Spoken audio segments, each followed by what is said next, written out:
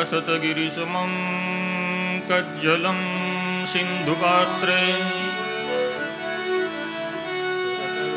सुरतरुहर्षाखालेखिनी पत्रं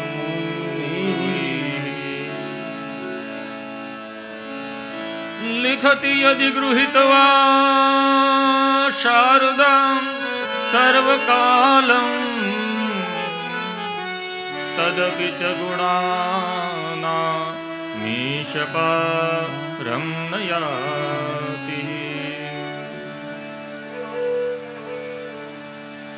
कस्तूरी तिलकं ललाटपटले वक्षस्थले कौस्तुभम्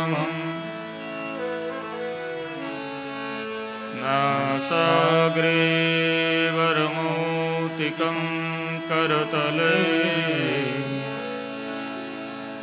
वेणुकरे कंकडं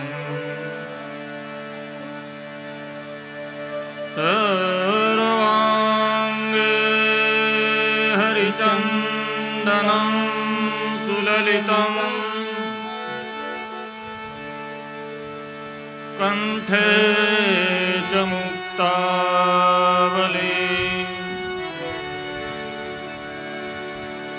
गोपस्त्री परिवेष्टितो विजयते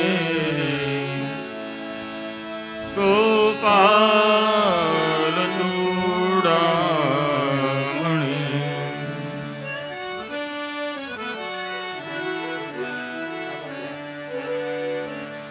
बोलिए गोपनाथ महादेव की जय। गुरुर्ब्रह्मा गुरुर्विष्णुः गुरुदेव महेश्वरा गुरुर्साक्षात् परब्रह्मा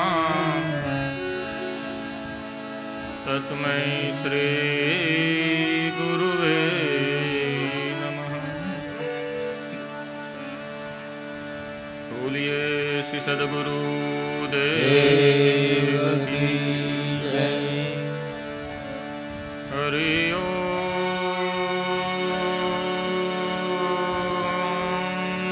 नमः पार्वती पतये हर हर महादेव।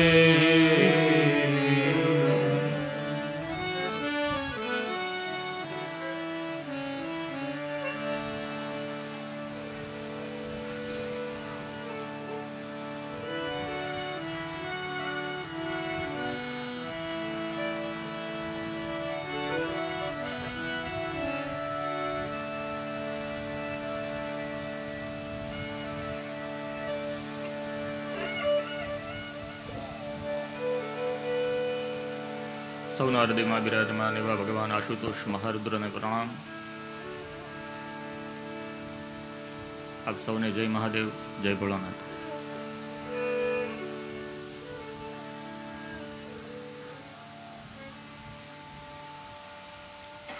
ભગવાન શિવ, મહારુદ્ર, આશુતોષ, કરુણાકર, વરુણાલય, પાર્વતીપતિ એવા ચિદાનંદ સ્વરૂપ ભગવાન ના આશ્રય કરી આજે તૃતીય દિવસે ભગવાન શિવના ગુણગાન ગાવાનો આપણને આ અવસર પ્રાપ્ત થયો છે।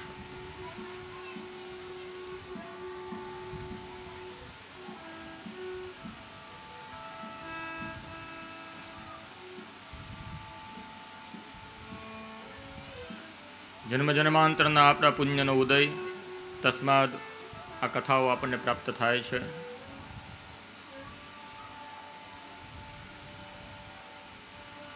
જીવનમાં જે કથા સાંભળી ભગવાનની, એના ગુણગાન ગાયા એ જ કથાની સિવાય જે કંઈ સાંભળ્યું એ બધું વ્યથા। ભગવાનની કથા એ જ કથા, બાકી બધું વ્યથા। પરમાત્માની કથા એ જ કથા, બીજું બધું વૃથા। વૃથા એટલે નકામું, વ્યથા એટલે ચિંતા।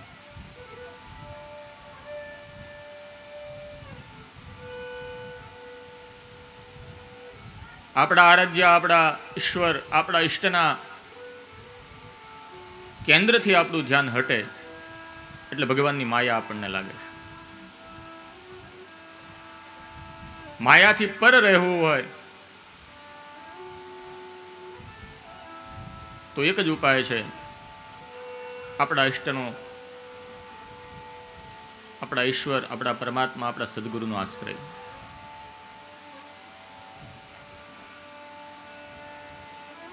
ગઈકાલે કથા આપણે સાંભળી, નારદ મુનિનું વૃત્તાંત આપણે સાંભળ્યું।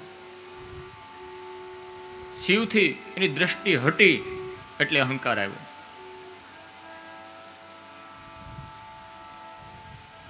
અહંકાર પણ પાઈ એવો જેવો તેવો નહીં.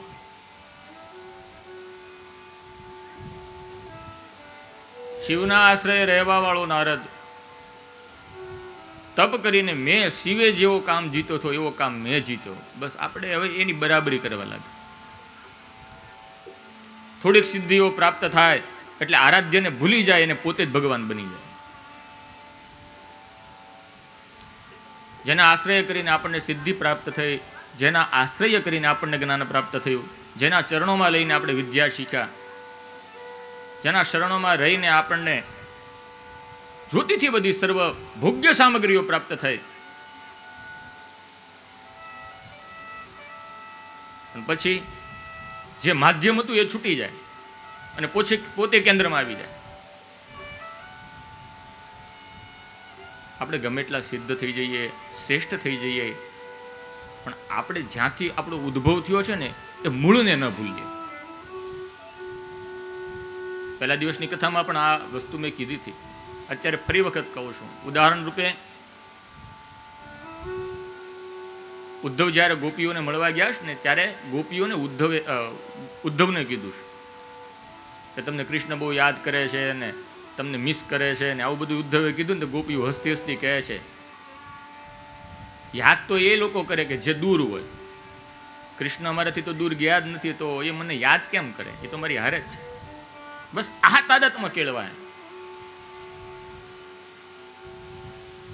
ત્યારે આપણે આ ભૌતિક સુખોની અંદર ભોગવવાના ચોક્કસ પ્રાપ્ત થયું છે, પણ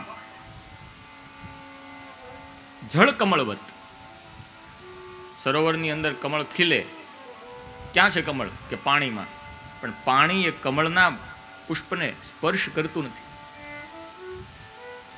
એટલે સંસાર મૂકીને જવાના ક્યાં, રહેવાનું તો છે જ, પણ એ સંસારમાં આપણે રહીએ, આપણામાં સંસાર ન રહે, આટલું ધ્યાન રાખવું. અને એ ક્યારે શક્ય બને કે બસ પ્રભુ નામનો આશ્રય કરો. એનું સાધન, એનું મનન, એનું સ્મરણ કદાય ન ચૂકાય તો. નારદ મુનિ ચૂક્યા એટલે અહંકાર આવી ગયો. હું કામને જીતવા વાળો બન્યો, હું શિવની સમાન બની ગયો, કે જે રીતે શિવે કામને બાળીને ભસ્મ કર્યો હતો એ રીતે મેં આજે આ કામને ભસ્મ કર્યો. પછી તો બડાય હાંકવા માંડ્યો અને નારાયણે કૃપા કરી એના ઉપર. પછી જે ભોંઠા પીડ્યા છે, આવ્યા છે વિષ્ણુની પાસે, ખીજાણા છે, શ્રાપ આપ્યો છે.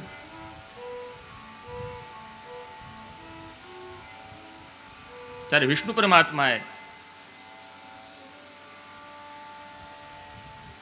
નારદને કીધું કે આમાં મેં કશું કર્યું નથી, આ બધી આજ્ઞા કોની હતી? શિવની. શિવ માયાથી રહીને મેં આ બધું કર્યું છે.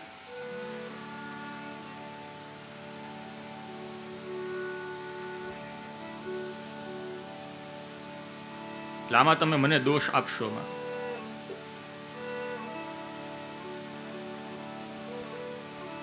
ગઈકાલે આપણે આ કથા સાંભળી, પેલા રુદ્રના ગણો જે હતા શિવની મસ્કરી કરતા હતા કે હું વાંદરા જેવા મોઢા લઈને હાલ્યા આવો છો, એને શ્રાપ આપ્યો નારદ મુનિએ. ત્યારે એ પણ પાછા શરણોમાં આવ્યા.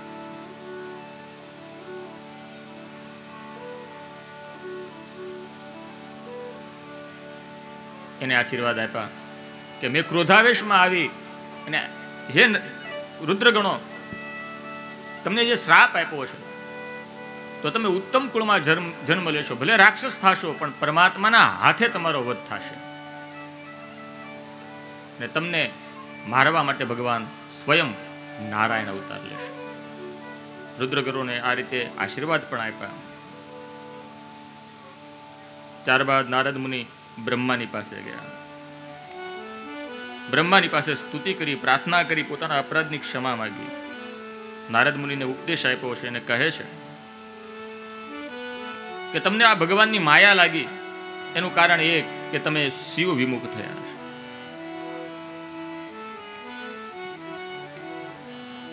તમે વિષ્ણુ અને મને અને શિવને ભિન્ન માનશો નહીં. હું વિષ્ણુ અને શિવ એક જ છીએ. પછી એ બતાવવા માટે પૃથ્વીના પ્રારંભની કથા બ્રહ્મા નારદ મુનિને કહે છે કે મહાપ્રલયના સમયે જ્યારે સૃષ્ટિનો પૂર્ણ વિનાશ થયો, બધું જ શૂન્યમય થઈ ગયું, ત્યારે શિવ તત્વ કેવળ શેષ હતું. જ્યારે આ જગતનો પ્રલય થયો, કાંઈ હતું જ નહીં, ત્યારે કેવલ એક શિવ તત્વ, એ સિવાય બીજું કશું નહીં. એકોહમ બહુશ્યામી, એકમાંથી હું અનેક થાવ. શિવત્વને આવો વિચાર આવ્યો કે જેને આ સૃષ્ટિના પ્રારંભની ઈચ્છા થઈ, અનંત સ્વરૂપ શિવ તત્વ છે, ત્યાંથી શક્તિ એ પ્રાગટ્ય કર્યું. શિવની અંદરથી શક્તિનો આવિર્ભાવ થયો. એ શક્તિ કેવી હતી કે અષ્ટભુજા, પરમ કલ્યાણી, જેના 8 હાથ, ખડગમ ચક્ર ગદે શુષા પરિદમ શુલમ ભુષુંડિમ શિર. શંખ છે, એક હાથમાં ચક્ર છે, ખડગ છે, પદ્મ છે, ગદા છે. અષ્ટભુજા અંબિકા પ્રગટ થયા. શિવ તત્વની અંદર શિવ અને શક્તિ એક જ છે.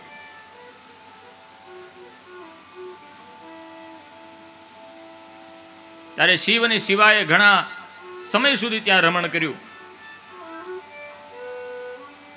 અને કાલાંતરમાં તેમમાં એક પુરુષ નિર્માણ થયું. એ વિરાટ સ્વરૂપ ધારણ કરી અને આ શિવાશક્તિની સામે પ્રગટ થયો.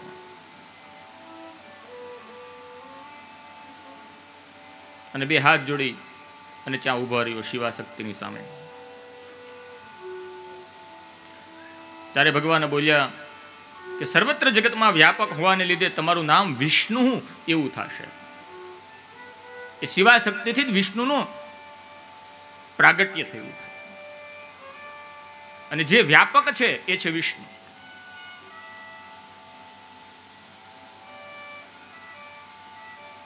એટલે વિષ્ણુ સહસ્ત્ર નામમાં ભગવાનનું પહેલું નામ છે વિશ્વમ.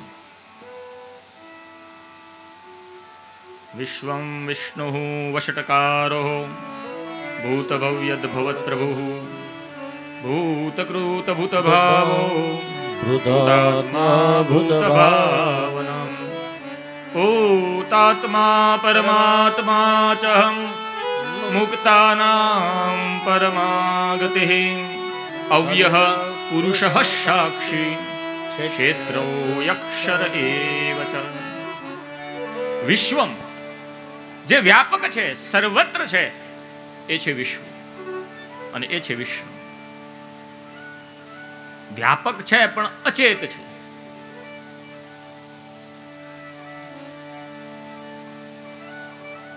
તે વખતે વિષ્ણુના શરીરની અંદર અનેક પ્રકારની જલધારાઓ વહેવા લાગી. જો બહુ ધ્યાનથી સાંભળજો, આ બધા જ પુરાણની અંદર આ કથા સૃષ્ટિના પ્રારંભની આવે છે ને આવે છે. કોઈ પણ પુરાણ લો, કારણ કે આપણા સનાતન શાસ્ત્રની ફિલોસોફી જેને કહેવાય, અધ્યાત્મ, એ મૂળ આ છે. એટલે આપણા ઘરે નાના સત્સંગ કાર્યક્રમો, યજ્ઞ યાગાદી કાર્યક્રમો હોય ને, ત્યારે ગોરબાપા હેમાજળી સંભળાવે. આપણી ભાષા એને કહેવાય દેહ શુદ્ધિ પ્રાયશ્ચિત, દેહ શુદ્ધિ પ્રયોગ. આપણે સૌરાષ્ટ્ર કાઠિયાવાડની હાદી ભાષામાં કહીએ હેમાજળીઓ. ગોરબાપા હેમાજળીઓ સંભળાવશે. એટલે જૂના કપડાં પહેરવાના, પછી બેસવાનું, આપણા દેહની શુદ્ધિ થાય. અને એમાં કઈ કથા આવે છે, ધ્યાનથી સાંભળી હોય ને તો યાદ હોય, પણ ગોરબાપા ઉતાવળ કરો ને મહેમાન આવે છે એટલે કથા ગોરબાપા કહેતા હોય ત્યાં આપણું ધ્યાન હોય નહીં. એ દેહ શુદ્ધિ પ્રાયશ્ચિત પ્રયોગ છે. એ છે સૃષ્ટિની ઉત્પત્તિ અને એની કથા. એટલે આ શિવપુરાણમાં પણ આ કથા લખેલી છે. ને આવડા છે ને આપણું સનાતન સંસ્કૃતિની ફિલોસોફી, એનું અધ્યાત્મ, એનું મૂળ એ આ છે. ને સાંભળવા વાળા આમાં બગાહા ખાય છે, હકીકત છે. એટલે આનું મહાત્મ્ય ઘટ્યું છે. કે પેલા કાંઈ નહોતું. વાર્તાના રૂપમાં તમને કહું, સમજાય તો સમજજો. પેલા કાંઈ નહોતું. કોણ હતું? માત્ર શિવ તત્વ. એકલા એકલા કંટાળ્યા એટલે શિવમાંથી શક્તિ ઉત્પન્ન થઈ, એટલે શિવા શક્તિ થયા. શિવા શક્તિમાં એ પાછા વળી બે એકલા એકલા હતા, એટલે એમાંથી એક પુરુષ ઉત્પન્ન થયો, પણ એમાં ચેતન નહોતું. વ્યાપક હોવાથી એનું નામ પડ્યું વિષ્ણુ. પછી એકલો હોય તે પડ્યો એમાંથી જળધારા નીકળી, એટલે બધું જળમય થઈ ગયું. એટલે પુરુષ ક્યાં વિરામ કરે છે? હવે જળમાં.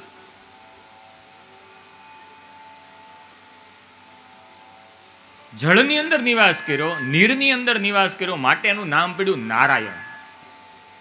એટલે હવે વિષ્ણુ નારાયણમાં તમને ભેદ ખબર પડી? ચાલો, ભલે વિષ્ણુમાંથી નારાયણ છે, પણ એ ચેતન શરીર તો થયું જ નહીં. એટલે શિવે પોતાની શક્તિઓ દ્વારા પંચમહાભૂત ઉત્પન્ન કર્યા. યાદ રાખજો, બધાની પરીક્ષા કરીશ. આમાં તો રાખવું જોઈએ કથામાં. દિનેશભાઈ, પેપર આપવાના બધાને કથામાં હું સાંભળ્યું નહીં, આપણે 4 વાગે પછી 6, 6:30 પછી પૂછવું. એટલે કોણ બગાહા ખાઈને કોઈનું પંખા એટલે ટેકો લઈને બેઠા ને બધી ખબર પડી.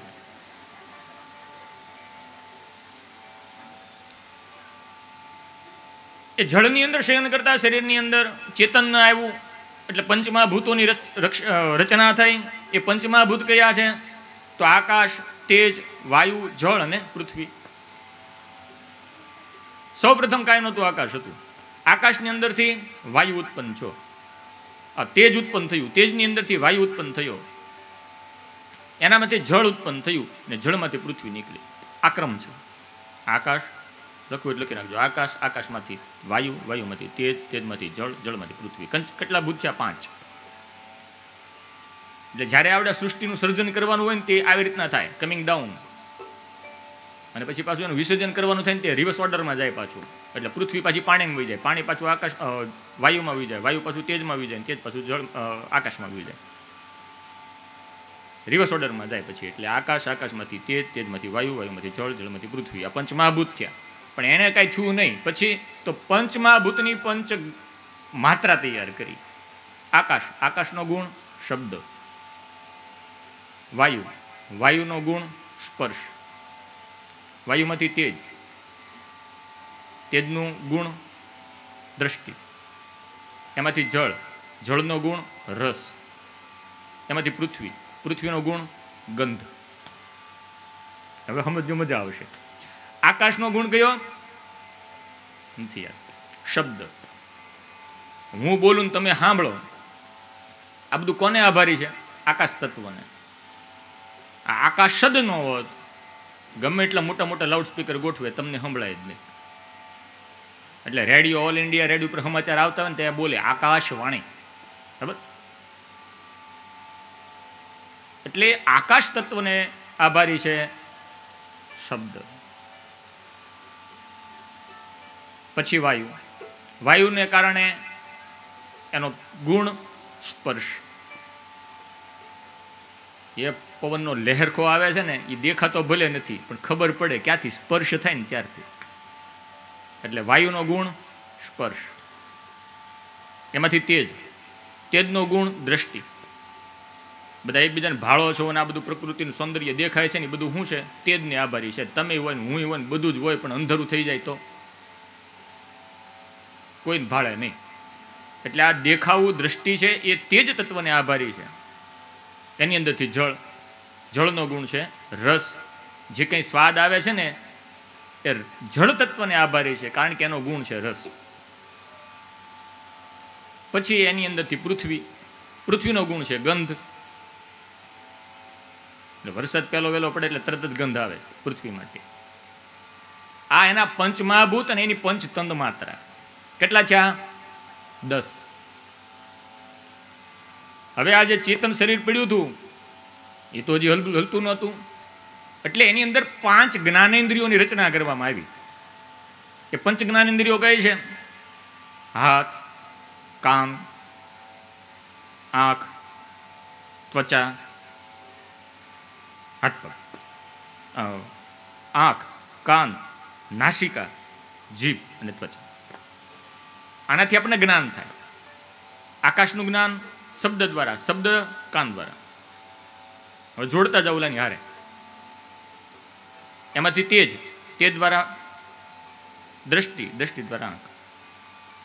પછી વાયુ, વાયુનો ગુણ સ્પર્શ, એના માટે ત્વચા. ચામડી ન હોય તો સ્પર્શ ન થાય. ઘણા બેરી ચામડી થઈ જાય તો ગમે એટલા ચોટિયા ભરો ન થાય કાંઈ. પછી રસ, એના માટે જળ, એના માટે જીભ. પછી ગંધ, એના માટે પૃથ્વી, એના માટે નાક. કેટલા છે? 15. ગણો છો ને? હજી ઓલા ચેતન શરીરની અંદર કાંઈ છું નહીં. આ બધું નિર્માણ થાય છે. કઈ રીતે ડેવલપ થાય છે? આ મૂળમાંથી પાયા ડોબરા ખોદે ત્યાંથી કહું તમને. પછી એની જ્ઞાન થયું, જોવાનું, સાંભળવાનું, સ્પર્શનું, રસનું, રૂપનું બધું જ્ઞાન થયું. પણ પછી હવે ક્રિયા વગર કેમ થાય કાંઈ? એટલે 5 કર્મેન્દ્રિય બનાવી. હાથ, પગ, મોઢું અને મળમૂત્રના દ્વાર. આ બધા કર્મેન્દ્રિયો છે. કેટલા છે? 20. 4 ઘટે. એ છે મન, બુદ્ધિ, ચિત્ત અને અહંકાર. આને કહેવાય અંતઃકરણ ચતુષ્ટય. મન, બુદ્ધિ, ચિત્ત અને અહંકાર. કેટલા છે? 24. કેટલા તત્વો ભેગા છે? 24. આ આખો દેહ છે કેટલા તત્વોનો બન્યો છે? 24. એટલે બધું થઈ ગયું કમ્પ્લીટ. હાથ પગે થઈ ગયા, ને આંખ, કાન, નાક બધું થઈ ગયું, જીવવા થઈ ગઈ, બધા પંચમહાભૂતિ તૈયારી, એના બધાના ગુણે કાર્ય કરતા થઈ ગયા. 24 વસ્તુથી બધું તૈયાર થઈ ગયું. મનથી બુદ્ધિ વિચારવા લાગ્યો. મનથી વિચારે છે, બુદ્ધિથી વિચારે છે, ચિત્તથી વિચારે છે, ને અહંકાર, એમાં બધાના દેવતાઓ નક્કી છે. મનના દેવતા ચંદ્રમા, ચંદ્રમા મનસો જાત ચક્ષો સૂર્યો જાય, તો આંખના દેવતા સૂર્ય, ભુજાના દેવતા ઇન્દ્ર, પગના દેવતા વરુણ,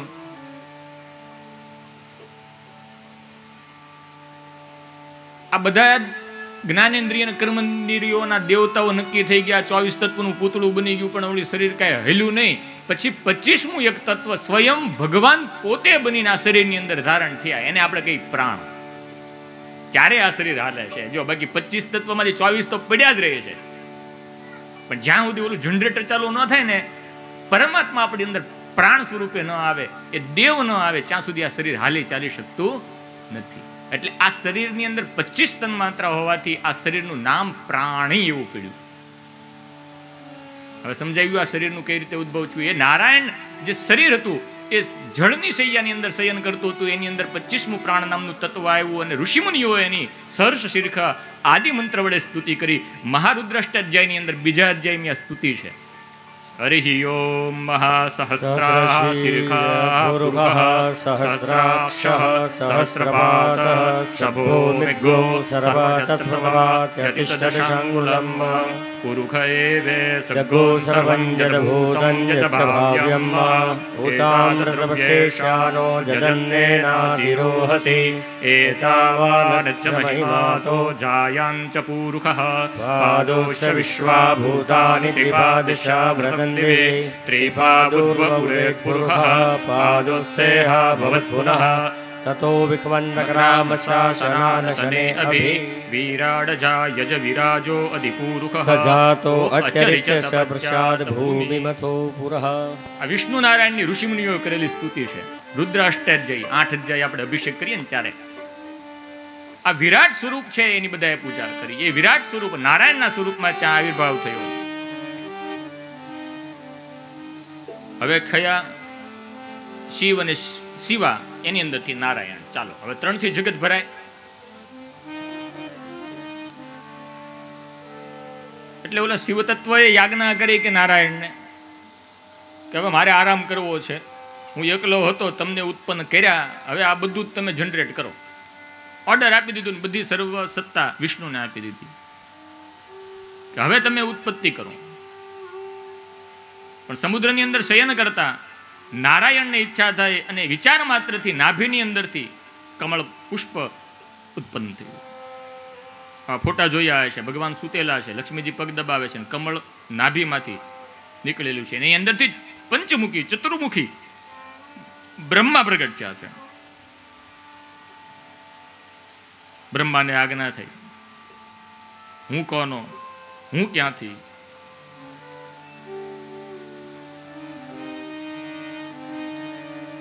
ત્યારે વિષ્ણુ પરમાત્માએ શિવની આજ્ઞાથી સૃષ્ટિની ઉત્પત્તિ કરવાને માટે બ્રહ્માને આજ્ઞા કરી કે તમે સૃષ્ટિ ઉત્પન્ન કરો. પણ ઉત્પત્તિ કરતા હોય પિતા હોય એટલે વિષ્ણુને કહેવા લાગ્યો કે તું તો મારાથી ઉત્પન્ન થયો. અને વિષ્ણુ કે હજી હમણાં તમે મારી નાભીમાંથી ઉત્પન્ન થયા, એટલે તમે મારામાંથી ઉત્પન્ન થયા. જુઓ, દેવતાઓમાં પણ સંઘર્ષ ચાલે છે. દેવોની અંદર તમે મારાથી, કે નહીં તું મારાથી. બ્રહ્મા અને વિષ્ણુ યુદ્ધે ચડ્યા, સંઘર્ષ થયો. ત્યારે મહાપ્રભુ શિવની વાણી સંભળાય, ઓમ ઓમ ઓમ. આ શબ્દનો ઉચ્ચાર એને સમજાયો બ્રહ્મા અને વિષ્ણુને. તે વખતે ત્યાં એક ઋષિ આવ્યા અને એણે શિવનું જ્ઞાન આ બ્રહ્મા અને વિષ્ણુને આપ્યું અને કહ્યું, તમારે આ જગતનું પાલન પોષણ અને સંહાર કરવો હોય, આ શક્તિ દિવ્ય ઓમકારમાંથી જ પ્રજ્વલિત થયેલી છે, એમાંથી જ ઉદ્ભવી છે. માટે તમે આ મંત્રનો, ઓમકારનો જપ કરો, જેનાથી તમને આ માયા છે એનાથી તમે પર રહેશો.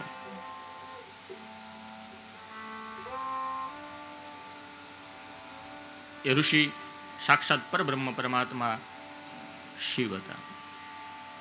યુદ્ધ તો બંધ થયું, પણ એ પરમ તત્વને સામે જોઈ બ્રહ્મા અને વિષ્ણુએ બે હાથ જોડી એ પરમ તત્વ ચિદાનંદ સ્વરૂપ પૂર્ણ જગતના કરતા હરતા એવા શિવને, ઓમકારને પ્રાર્થના કરી એની સ્તુતિ કરી. આપણે પણ 2 મિનિટ એ પરમ તત્વનો પ્રાદુર્ભાવ સૃષ્ટિના પ્રારંભમાં થયો છે, આપણે સ્તુતિ કરીએ.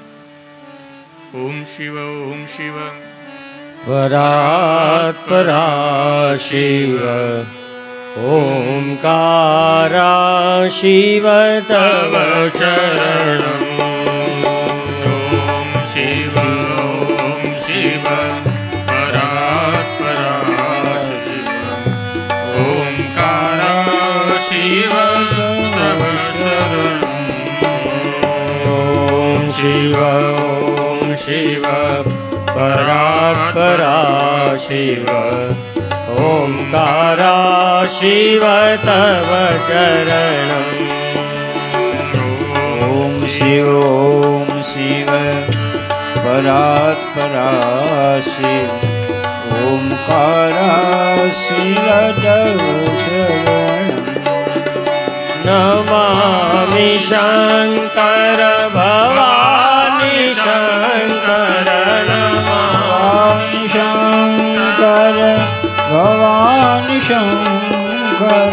નમામિ શંકર ભવાની શંકર. ભવાની શંકર ભવાની શંકર. ઉમા મહેશ્વર તવ ચરણ. ઉમા મહેશ્વર તવ ચરણ. ઓમ શિવ પરાત પરા શિવ ઓમકારા શિવ તવ ચરણ.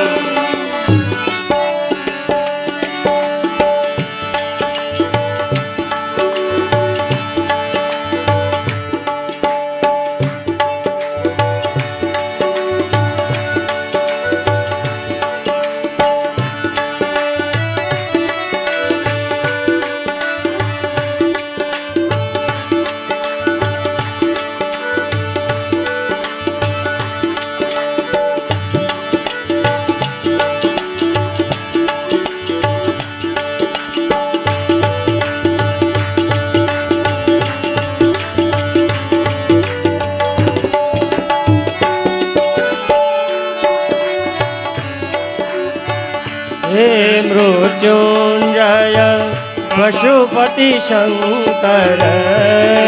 શિવ શંકર પશુપતિ શંકર. પશુપતિ શંકર પશુપતિ શંકર સાંબ સદા શિવ તવ ચરણમ સાંબ સદા શિવ તવ શરણમ શિવોમ શિવોમ શિવ પરાત્પરા શિવ ઓમકારા શિવ તવ ચરણ ઓમ શિવ પરાત્પરા શિવ ઓમકારા શિવ તવ શરણ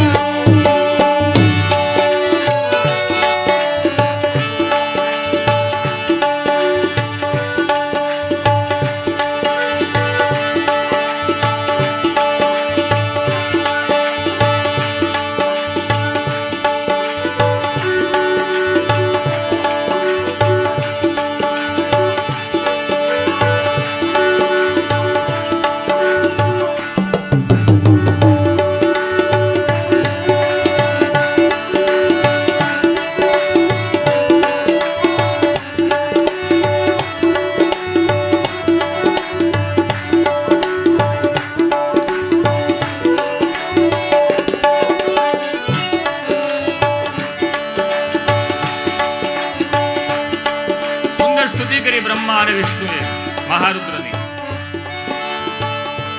તત્પુરુષાય વિદ્મહે મહાદેવાય ધીમહિ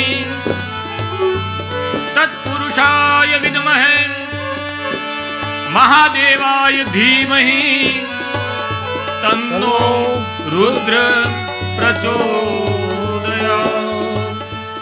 હે તત્પુરુષ, આ પહેલો વેલો મંત્ર શિવના માટેનો તે વખતે ઉદ્ભવ થયો.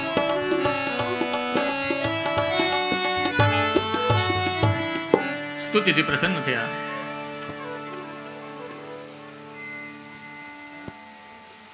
શિવ કહેવા લાગ્યા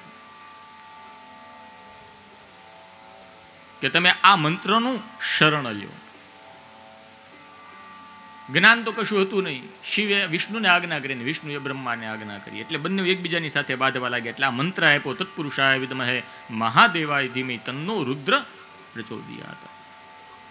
જો આ છે મહારુદ્ર ગાયત્રી, આ મંત્રનો પ્રકાર છે. ગાયત્રી મંત્ર બધાને આવડે છે. એમાં શબ્દ આવે છે ધીમહિ. મહાદેવાય ધીમહિ. ધીમહિ શબ્દ જ્યાં લાગ્યો એ ગાયત્રી મંત્ર થયો. વિષ્ણુ ગાયત્રી પણ છે. નમો ભગવતે તુભ્યમ વાસુદેવાય ધીમહિ, એ રુદ્ર ગાયત્રી છે. ધીમહિ શબ્દ 24 અક્ષર, 4 અક્ષર, 8 અક્ષરના 4 ચરણ, આ બધા ગાયત્રી મંત્ર છે. તમે આનું જપ કરો તો તમને મારી માયા નહીં લાગે. અને સાથે એક બીજો મંત્ર આપ્યો છે, ઓમ જૂમ સહ ત્રંબકમ જજામહે. આ પણ રુદ્ર મંત્ર છે. પછી મૃત્યુંજય મંત્ર છે, પછી ત્રંબક મંત્ર છે, પંચાક્ષર મંત્ર છે. તમે આ મંત્ર જપશો તો તમે મારું ચીંધેલું કામ નિર્વિઘ્ન કરી શકશો.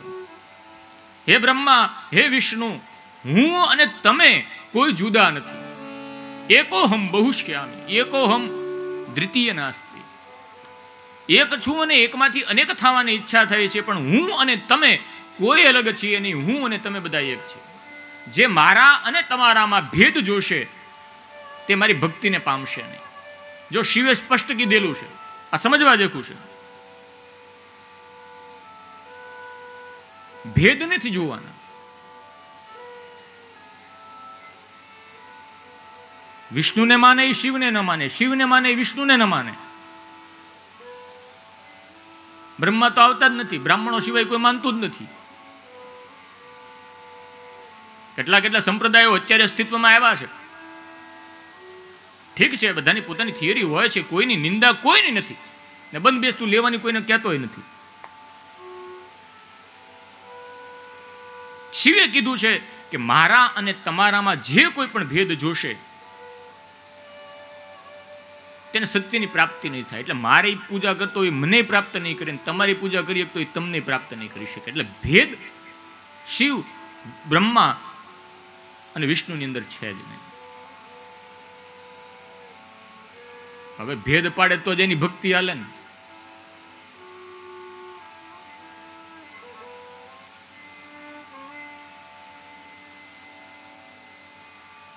એટલે અત્યારે બધા પોતપોતાની ભક્તિ આંકવા માટે ભેદ આંકે છે.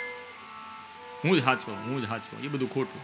મારા શરણે આવી જાઓ. સર્વ ધર્માન પરિત્યજ્ય મામેકમ શરણમ વ્રજ અહમ ત્વામ સર્વ પાપેભ્યો મોક્ષયિષ્યામિ મા શુચિ. અત્યારે વર્તમાન સમયમાં આ જ ચાલ્યું આવે છે.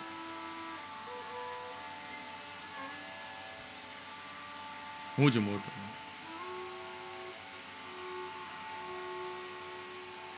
થોડીક ક્યાં કઈ સમૃદ્ધિ ને કીર્તિ આવી જાય એટલે પોતે કેન્દ્રમાં આવી જાય. હું કરું એ જ અજ્ઞાનતા સકટનો ભાર જેમ શ્વાનતા. તડકાથી બચવા પોતે ગાર્ડન નીચે સાંયે હાલતો હોય, થોડી વાર હાલે તડકાથી બચવાનું, પછી એને જ અભિમાન આવી જાય કે લ્યો કેટલો બધો ભાર હું ઊંચકું છું. આવું અભિમાન આવી જાય. ધર્મ માર્ગની અંદર અભિમાન છે ને એ પતનનું કારણ બને છે.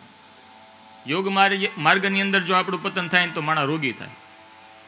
ધર્મ માર્ગની અંદર પતન થાય તો માણસ નાસ્તિક થઈ જાય. યોગ માર્ગની અંદર રોગી થવાય, ધર્મ માર્ગની અંદર ભોગી થવાય. તો આ માર્ગની અંદર ચાલતા ચાલતા આપણે બહુ સંભાળવાનું. કળજુગ છે, ક્યાં શરણ લેવું આપણે જોવાનું. ગાડરિયા પ્રવાહની હારવાર વયું નહીં જવાનું.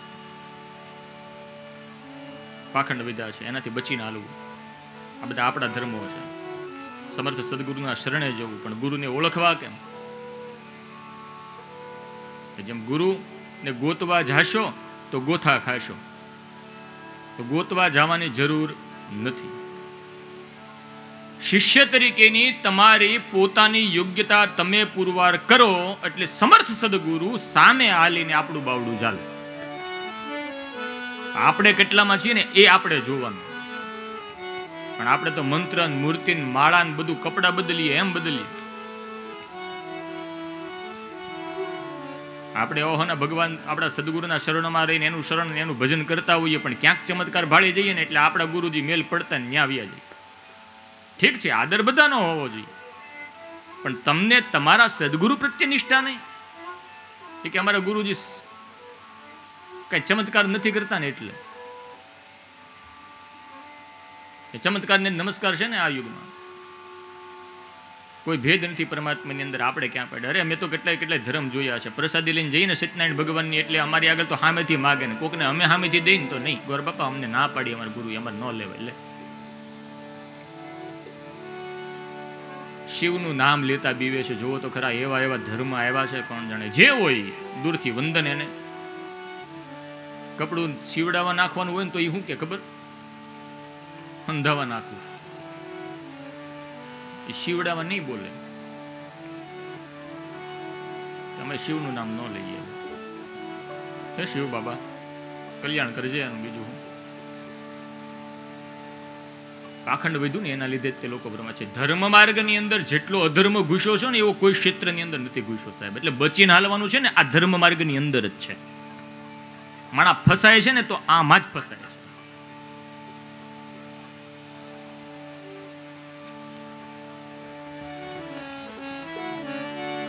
પૃથ્વી પાખંડે ખાધી સત્યની શોધ નથી લાગી. આ પૃથ્વી પાખંડે ખાધી સત્યની શોધ નથી લાગી.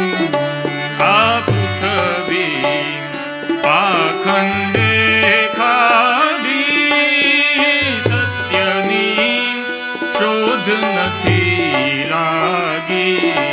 આ પૃથ્વી પાખંડે ખાધી સત્યની શોધ નથી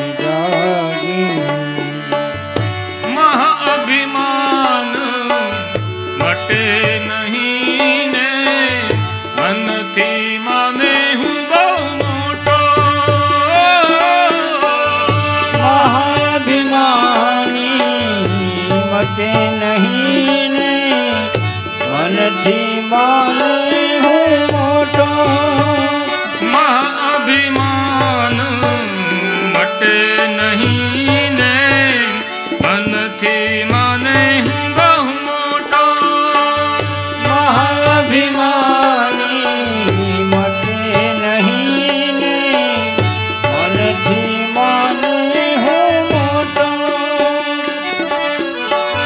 પ્રપંચે પર ધન હરવાનો પ્રપંચે પર ધન હરવાનો પ્રપંચે પર ધન હરવાનો પ્રપંચે પર ધન હરવાનો ખેલ કર્યો છે ખોટો આ પૃથ્વી પાખંડે ખાધી સત્યની શોધ નથી લાગી આ પૃથ્વી પાખંડે ખાધી સત્યની શોધ નથી જાગી. દેહો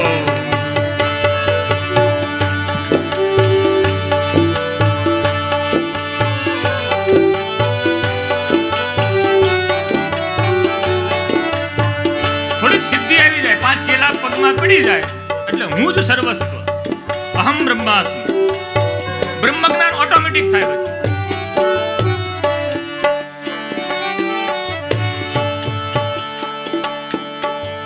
વેદ શાસ્ત્રની વાત ન જાણે કહે કે હું તો મોટો જ્ઞાની.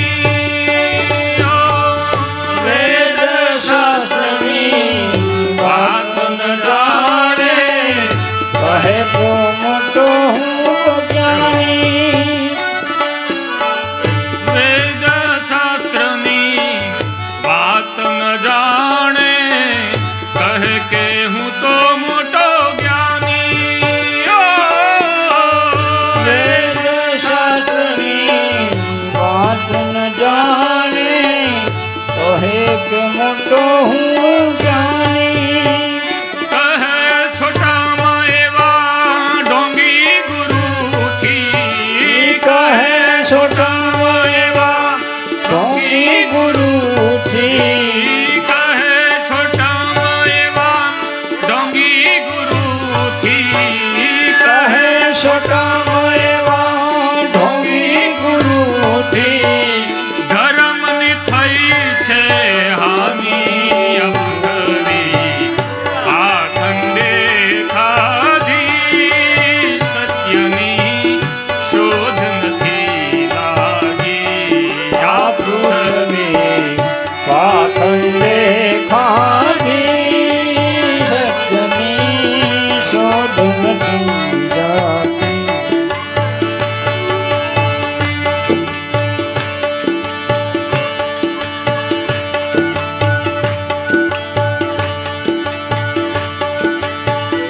લોકોને આમાં જ રસ છે હો. લોકોને ગમે એવું જોઈએ કરે એટલે લોકો એના પગમાં પડે. બે વેણ કડવા કહી દે એના હિતની વાત હોય. હિતની વાત હંમેશા કડવી હોય. તો કે આ કેવા છે આપણે નથી જવું, એનું માન જ નથી. આ વ્યાસપીઠ ને આ જગ્યા છે ને એ ધર્મની ગાદી છે. અહીંયા હું કોઈને રાજી કરવા બેઠો જ નથી. મારા મનમાં આવશે ને આમાં છે ને એ જ કહીશ. ઠીક છે, પછી થોડાક તમે આમ બગા ન ખાવ એટલે થોડીક તમારા મનોરંજનની વાતો થાય, પણ મુખ્ય હેતુ એ નથી. નાનું છોકરું દવા ન પીતું હોય ને તો પેલા મધ ચટાડે ને પછી હાર ટીકડી પાઈ દે, હે ને? એમાં બધા મધ ચટાડવાની વાત છે, પણ વાત તો કડવી જ છે. નાનું છોકરું પી જાય ને એટલે પેલા મધ ચટાડાય, એટલે થોડીક જ્ઞાનની વાતો એની સાથે સાથે થોડીક રંજનની વાતો.